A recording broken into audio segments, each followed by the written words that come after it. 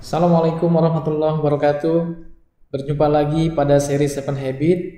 Kita memasuki kebiasaan ketujuh atau kebiasaan terakhir dari seri Seven Habit, yaitu sharpen the saw atau asah gergaji.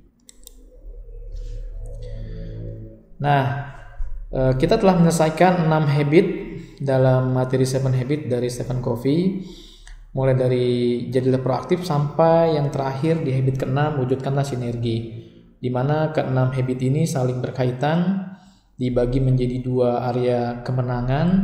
3 habit pertama kita berbicara tentang private victory atau kemenangan pribadi, keunggulan pribadi yang akan melahirkan kematangan pada aspek kemandirian. Lalu habit keempat, kebiasaan keempat, kelima, dan keenam, kita memasuki area kemenangan publik atau public victory, kemenangan bersama, kemenangan organisasi, yang dengannya dari kematangan pribadi atau kematangan kemandirian menjadi kematangan kolektif, ya, ada kesaling tergantungan. Nah, habit ketujuh ini dia berada di luar 6 atau modelnya kita bisa lihat ya, melingkupi 6 habit yang lain, yang artinya bahwa habit ketujuh ini kita perlukan untuk mengasah 6 habit yang lain, dengan tujuan habit ketujuh ini dapat menjaga kualitas dan manfaat dari 6 habit yang lain. Nah, itu pendekatan pertamanya. Di samping juga pada habit ketujuh ini kita akan membahas beberapa pendekatan yang harus kita lakukan agar diri kita selalu jadi lebih baik.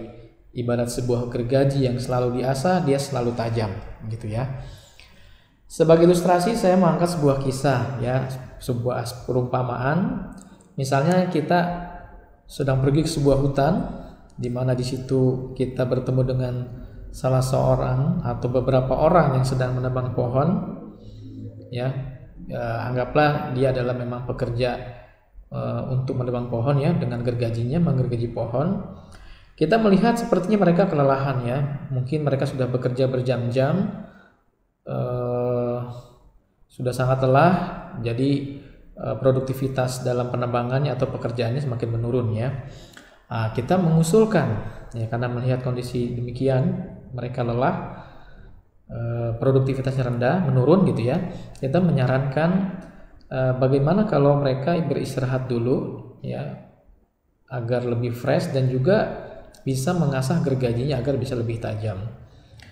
Tapi ternyata saran kita itu ditanggapi dengan jawaban bahwa mereka mengatakan tidak punya waktu untuk mengasah gergaji dan istirahat karena pekerjaan mereka banyak, pohon yang akan ditebang masih banyak. Jadi mereka khawatir beristirahat dan mengasah gergaji membuat pekerjaan jadi lebih lambat lagi dan targetnya tidak tercapai. Nah, ini coba Anda bayangkan gitu, jika kondisinya seperti ini, ya. Nah, bagaimana pendapat Anda kalau Anda menghadapi kondisi seperti ini?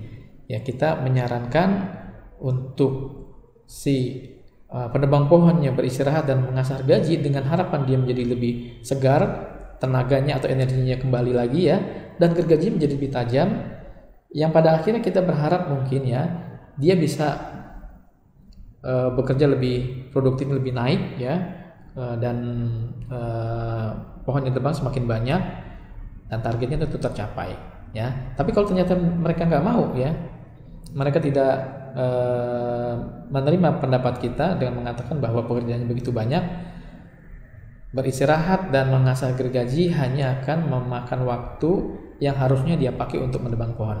Nah, bagaimana pendapat Anda?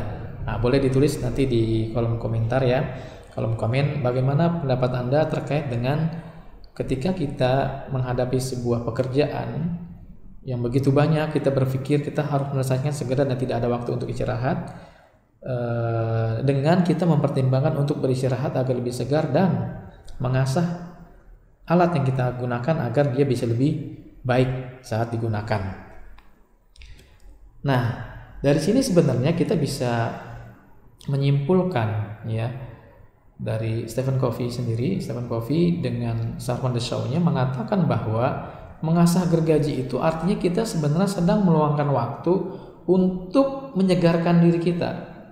menghilangkan lelah ya, kemudian menghilangkan stres, menghimpun energi agar kita bisa bekerja lebih baik lagi, bisa mencapai target lebih banyak lagi, dan banyak perbaikan-perbaikan bisa kita lakukan.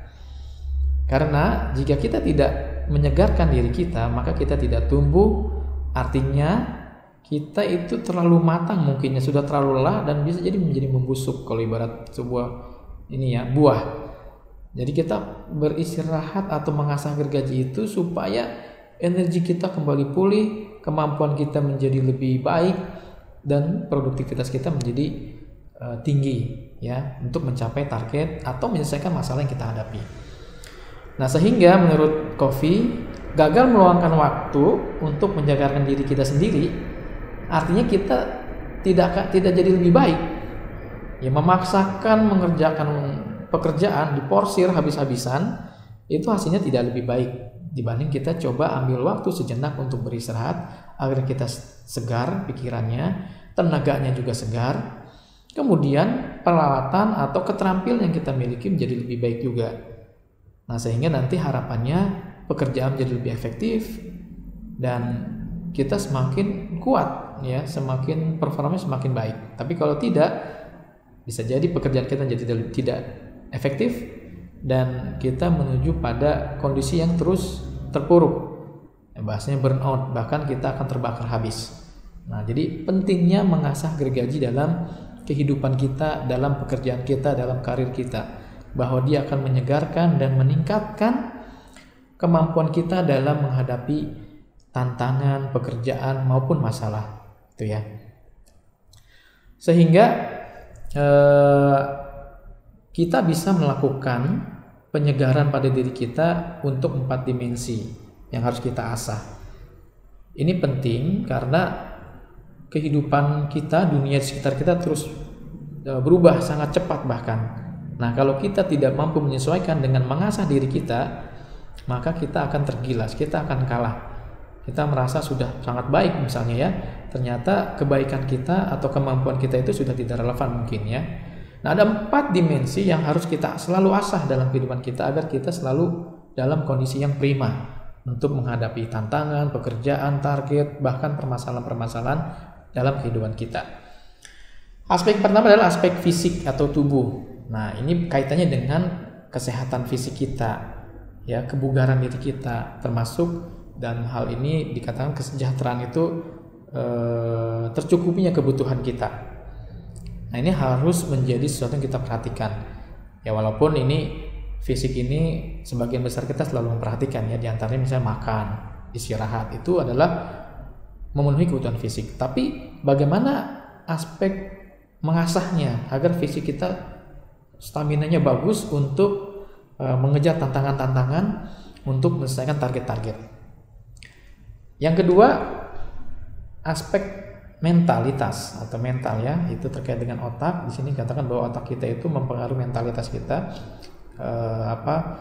paradigma berpikir kita. Nah, itu akan menentukan setiap tindakan kita, bahwa perilaku itu adalah fungsi dari berpikir, dari otak kita. Sehingga perkembangan dan kemampuan kognitif kita menjadi penting untuk selalu diasah agar dia menjadi tajam, siap gitu ya, membedah segala macam persoalan yang ada untuk menemukan solusinya. Yang ketiga, aspek emosional atau hati. Ini dari hati ya, emosional. Covey mengatakan ini kaitannya dengan rekening bank emosional, bahwa setiap orang itu punya rekening bank emosional. Apa maksudnya rekening bank emosional? Rekening bank emosional itu maksudnya adalah kita menyimpan perasaan-perasaan baik yang menyenangkan, menyedihkan, sikap baik, sikap buruk di diri kita, di rekening bank, di rekening kita sendiri maupun di orang lain. Nah, nanti itu terjadi transaksional. Apakah kita punya rekening bank emosional yang positif di teman kita, di orang lain, dan seterusnya. Dan begitu juga kita menyimpan jejak-jejak perasaan yang baik atau tidak baik, menyenangkan atau tidak menyenangkan dari orang lain yang ada pada diri kita. Nah, nanti kita akan bahas. Lalu yang keempat, aspek spiritual yang kaitan dengan kejiwaan kita. Nah, ini rasa kedamaian batin kita ya. Kalau di Islam itu terkait dengan ruhiyahnya. Nah, ruhiyah itulah yang kemudian akan menjadi power ya, tenaga untuk mendorong seorang untuk bertindak, ya, mengarahkan orang untuk melakukan sesuatu atau tidak melakukan sesuatu. Nah, inilah 4 dimensi dalam diri kita yang perlu selalu kita asah agar selalu up to date dengan perkembangan zaman dan sesuai dengan kebutuhan tantangan diri kita, kebutuhan target kita, kebutuhan aktivitas kita. Jadi kalau 4 dimensi ini terlalu terasa, maka kita berada pada kondisi yang prima, siap ya, untuk menyelesaikan target, ya, mencapai tujuan-tujuan kehidupan kita, bahkan juga menyelesaikan segala permasalahan-permasalahan kita hadapi. Nah, kita mulai satu persatu pembahasannya 4 dimensi ini apa saja. Yang pertama dimensi fisik. Ya, dimensi fisik kaitannya dengan ya jasadiah kita, kebutuhan makanan yang baik. Jadi bukan sekedar kebutuhan makan, tapi makanan yang baik. Islam mengajarkan halalan thayyiban. Jadi makan yang halal dan baik. Sumbernya tidak haram karena dia akan berpengaruh pada diri kita, dan baik itu maksudnya thayyib itu tidak merusak. Ya, tidak memakan makanan yang merusak tubuh, yang buruk bagi tubuh. Jadi nggak asal makan, tapi harus pastikan juga zatnya itu baik ya, bahan makanannya baik, tidak makanan basi, makanan dilarang, makanan haram, apalagi memakan makanan yang menjijikkan misalnya kan. Nah, itu jangan, karena itu merusak diri kita. Sekarang ini orang kan senang yang aneh-aneh ya, lalu dibuatlah makanan yang aneh-aneh, bahkan makanan hewan atau buah, sayur yang sebenarnya tidak layak untuk dimakan diperlombakan ya, sebagai sebuah perlombaan untuk dimakan. Nah, itu tidak baik ya. Lalu yang kedua, istirahat ya, tidur dengan cukup secara waktu ya, secara kuantitas maupun secara kualitas. Kurangi stres ya, artinya jangan terlalu banyak pikiran karena dia akan berdampak pada fisik kita. Stres yang berlebih akan menyebabkan fisik kita menjadi cepat lelah dan mudah sakit. Daya tahan tubuh turun ya, makanya gampang terkena penyakit. Lalu aktivitas fisik juga harus diperbanyak. Aktivitas fisik itu apa? Ya, bergerak, berjalan. Jadi kalau yang bekerja tidak hanya duduk, kemudian juga kalau di rumah, jadi ada aktivitas fisiknya, tidak hanya diam ya. Nah, secara spesifik fisik juga kita bisa lakukan dengan berolahraga. Misalnya ya kurang lebih secara rata-ratanya ya 3-6 jam per minggu ya, atau 30 menit per hari. Ya, push up, sit up, back up, atau sekedar jogging ya, lari jalan atau lari pagi. Nah, kadang di antara kita ada yang merasa tidak punya waktu untuk melakukan aktivitas fisik ini, olahraga, padahal cuma 30 menit misalnya, tapi sangat sibuk, tidak punya waktu. Nah, orang-orang yang merasa tidak punya waktu itu sebenarnya tidak mempertimbangkan ada dampak buruk pada akhirnya akan dia terima pada kehidupannya, itu gaya hidup yang tidak sehat ya. Nah, kemudian juga bahwa berolahraga atau latihan fisik itu akan mencegah diri kita mudah lelah, karena ya sirkulasi darahnya bagus, kemudian juga secara ototnya segar, akan membantu diri kita dalam beraktivitas sehari-hari. Nah, dimensi fisik juga ini penting sekali terkait makanan, perlu diingatkan ya, dan Rasulullah juga mengatakan bahwa sebagian besar penyakit itu dari perut, yang artinya itu dari makanan. Nah, ada pepatah yang mengatakan adalah Anda adalah apa yang Anda makan. Nah, itu penting sekali untuk dipahami dan harus diterapkan juga gitu ya. Kalau kita ingin menjadi diri kita adalah yang baik, maka makanlah yang baik-baik.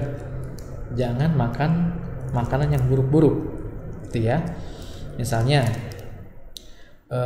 kita merasakan tubuh kita tidak enak kalau memakan sesuatu terlalu pedas ya, misalnya mie setan atau apa tuh yang pedas-pedas gitu ya. Kita sudah tahu bahwa dampaknya membuat perut kita tidak nyaman. Nah, itu jangan dikonsumsi secara berlebihan gitu ya. Mungkin sekali-sekali nggak apa-apa, tapi kalau berkelanjutan tinggal menunggu waktu saja, dia akan menjadi masalah bagi kesehatan kita ya. Termasuk terlalu banyak makanan, makannya ya, terlalu banyak makan pizza, terlalu banyak makan fast food dan seterusnya, termasuk makanan yang tidak sehat ya, gorengan, makanan berminyak dan seterusnya, itu juga akan berdampak pada diri kita yang akhirnya membuat kita tubuhnya tidak fit dan mudah terkena penyakit. Lalu bersihkanlah moderat dan hindari yang ekstrim-ekstrim. Nah, tadi termasuk ekstrim itu memakan makanan yang terlalu pedas, makan makanan yang menjijikan, makan tikus, wah itu jangan sampai ya, jijik ya, termasuk makan yang diharamkan. Nah, kalau bisa dihindari. Nah, kalau untuk latihan secara khusus ya, olahraga itu penting untuk kita lakukan. Kalau bisa kita tempatkan dia pada kuadran 2, penting dan tidak mendesak. Dalam artian dia terencana. Secara rutin kita lakukan. Setiap minggu pagi kah, misalnya setiap Jumat pagi kah, atau seminggu berapa kali, itu kita lakukan untuk menjaga fisik kita tetap kuat. Itu ya. Nah, dapat juga dalam bentuk aktivitas selingan. Jadi sedikit-sedikit tapi rutin kita lakukan, banyak frekuensinya dalam sehari-hari ya. Misalnya dalam sehari ini kita pagi, siang, sore itu ada sekitar 15 menit, 10 menit aktivitas fisik untuk memperkuat daya tahan tubuh kita ya. Latihan juga akan bekerja untuk mengurangi stres. Nah, karena fisiknya bugar, sehat, biasanya berdampak juga kita nggak mudah stres. Nah, akhirnya juga kalau fisiknya bagus, akhirnya kan penampilan juga bagus. Dengan penampilan diri yang bagus, percaya dirinya tumbuh, terbangun ya. Jadi percaya diri. Tapi kalau misalnya fisiknya nggak bagus, terlalu krempeng atau terlalu gemuk, akhirnya kan kurang percaya diri, bisa berdampak gitu ya. Dan ini akan meningkatkan juga mental kinerja ya, tubuh pikiran kita. Jadi akan berdampak pada dimensi atau aspek yang lain, yaitu aspek pikiran. Nah, itu yang pertama fisik. Nah, sekarang kita masuk aspek pikiran atau otak ya, atau dimensi mental. Nah, ini dimensi yang kedua yang harus selalu kita asah. Kita penuhi kebutuhannya dan kita latih agar dia dalam kondisi yang prima. Gitu ya. Mengembangkan kekuatan otak biasanya dilakukan dengan belajar ya. Ya, alhamdulillah kita dalam lingkungan pendidikan yang mana kita akhirnya belajar, mendengarkan, menyimak penjelasan perkuliahan misalnya, membaca buku, berdiskusi. Segala sesuatu yang kita lakukan melibatkan pikiran kita itu bagian dari dimensi mental. Ya, termasuk misalnya kita berdiskusi, berdebat, wawancara ya dengan teman dan sebagainya, itu bagian dari menyelesaikan pekerjaan, menyelesaikan tugas perkuliahan yang menguras pikiran kita, itu bagian dari dimensi mental, mengasah dimensi mental kita. Ya, dan memang sebagian besar dimensi mental kita tumbuh pada saat kita sekolah. Nah, karena banyak kasusnya ketika sudah tidak sekolah, selesai, misalnya lulus kuliah atau lulus SMA tidak kuliah lagi, banyak di antara kita akhirnya berhenti belajar, berhenti mengasah kemampuan kognitifnya, kemampuan berpikirnya, atau di sini bahasanya dimensi mentalnya. Nah, akhirnya dia tidak berkembang. Ya, akhirnya hidupnya tidak berkembang, karirnya tidak berkembang karena tidak diasah.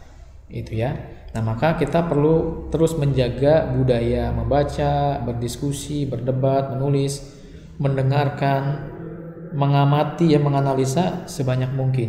Tidak harus dalam bentuk kegiatan-kegiatan yang ada di sekolah atau di perkuliahan.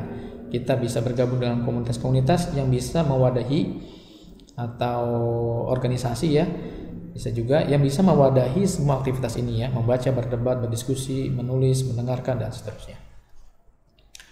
Nah, dimensi mental ini salah satu kuncinya membaca, dalam artian secara harfiah benar-benar membaca ya, membaca buku misalnya. Tapi bisa juga dalam artian mengamati situasi, itu juga bagian dari membaca ya. Membaca tanda-tanda zaman, itu mengamati kondisi seputar kita, kondisi lingkungan kita, itu juga bagian dari membaca. Nah, ini penting kita lakukan untuk memperkuat aspek kognitif kita, fikriyah kita.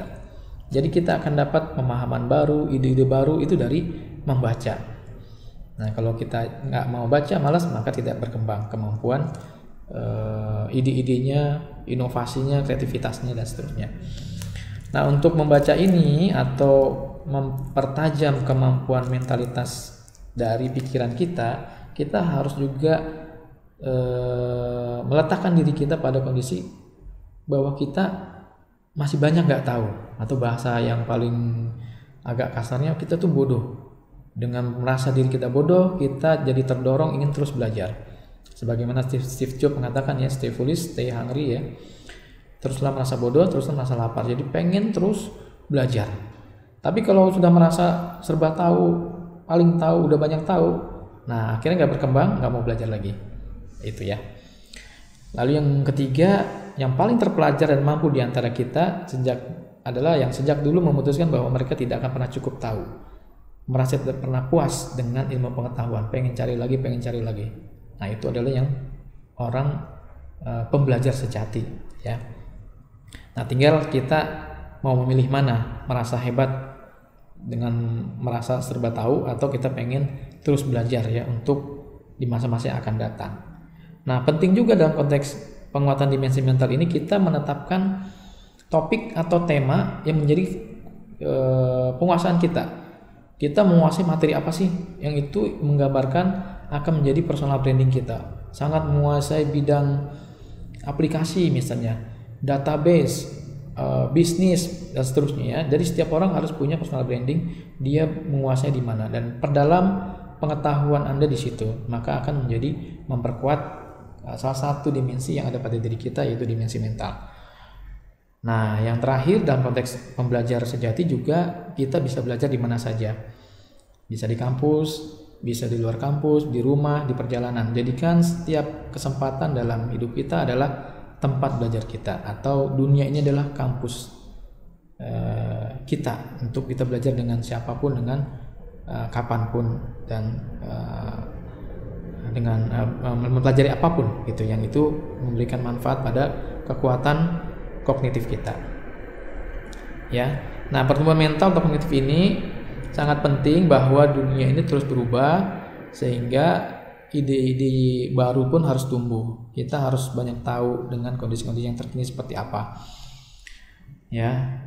Terus bahwa posisi kita akan ditentukan oleh kemampuan kita memahami situasi yang ada.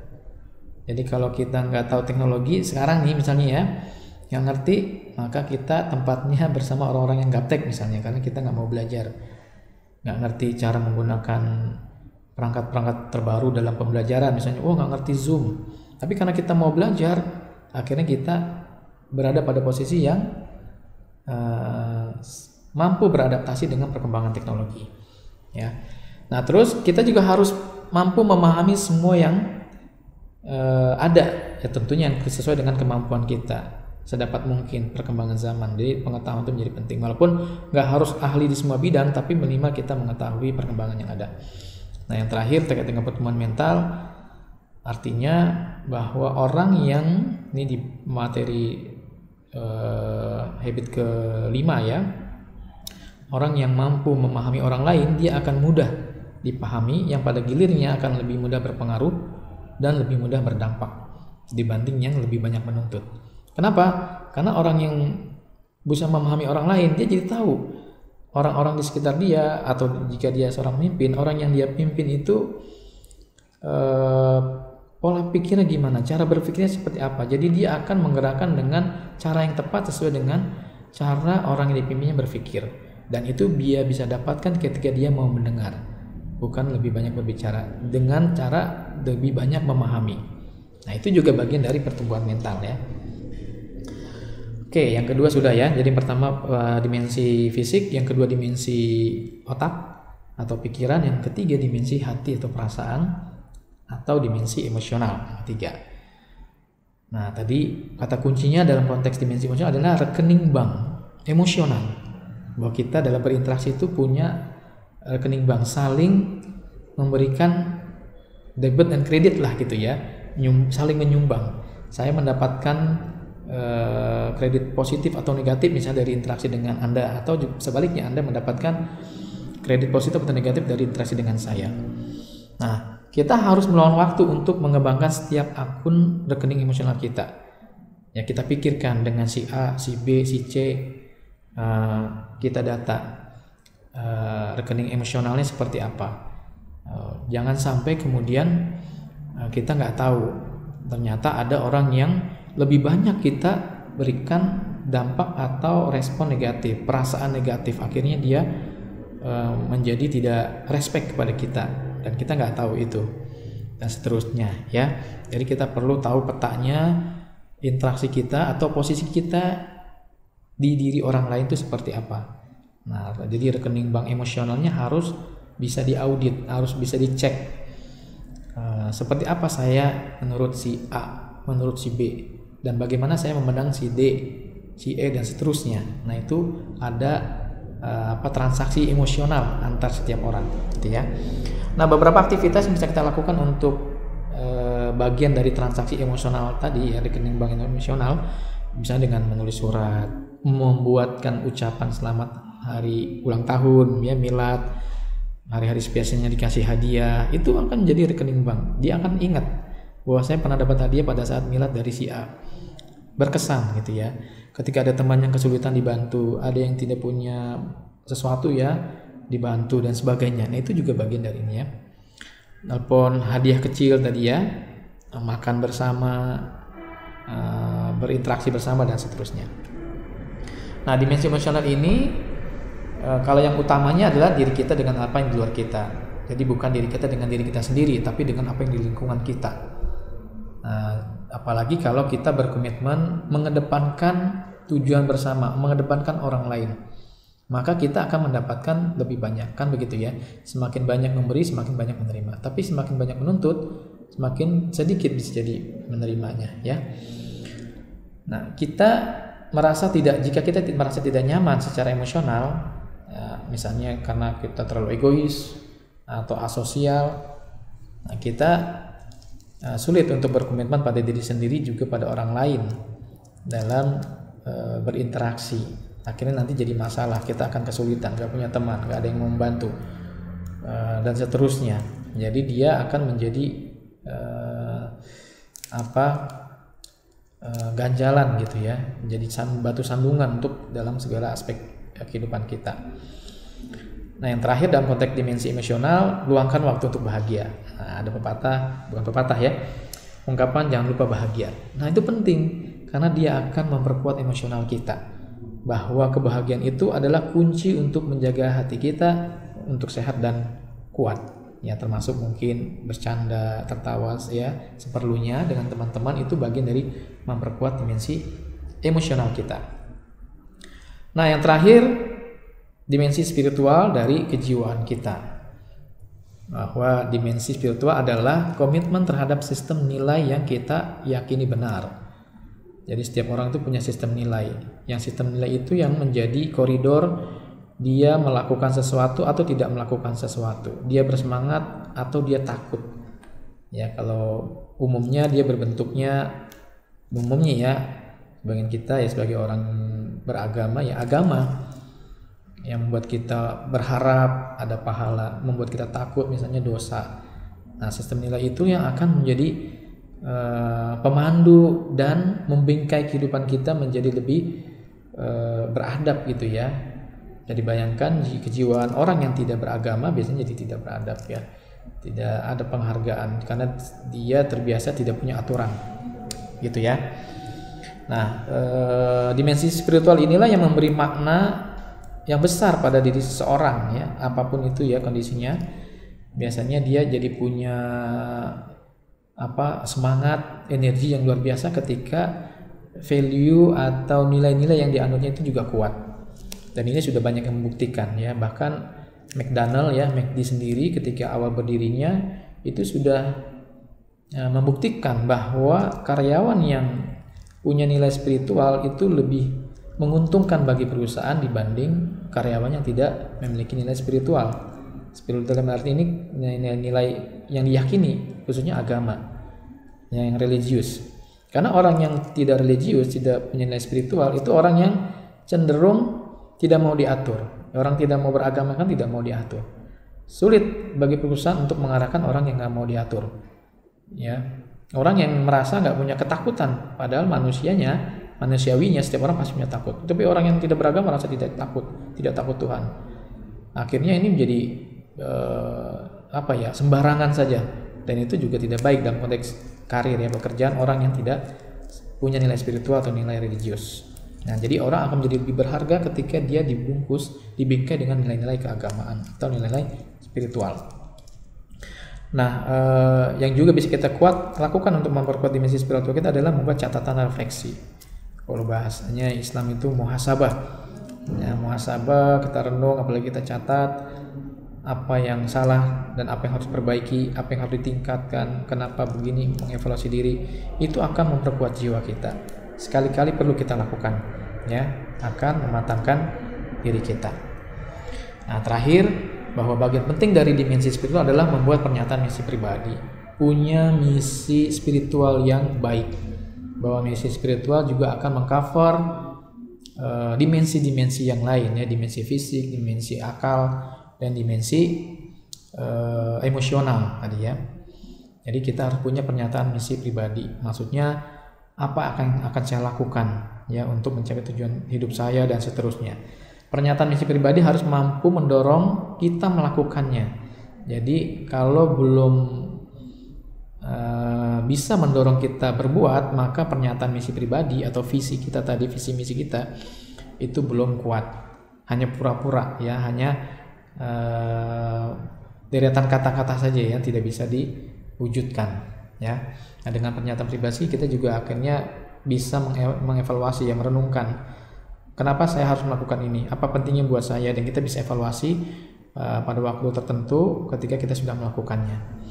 Nah, yang terakhir sebagai penutup, Covey mengatakan bahwa kemenangan publik dan juga kemenangan pribadi tidak bisa terjadi kalau setiap orangnya tidak solid. Dalam artian jika di dalam dirinya terjadi konflik internal, dalam artian tadi spiritualnya tidak mantap, maka kemenangan-kemenangan itu tidak akan pernah terjadi. Demikian materi habit ke-7 atau kebiasaan ke-7 asalah gergaji dari seri 7 Habit Stephen Covey. Sampai jumpa pada materi-materi berikutnya. Terima kasih. Assalamualaikum warahmatullahi wabarakatuh.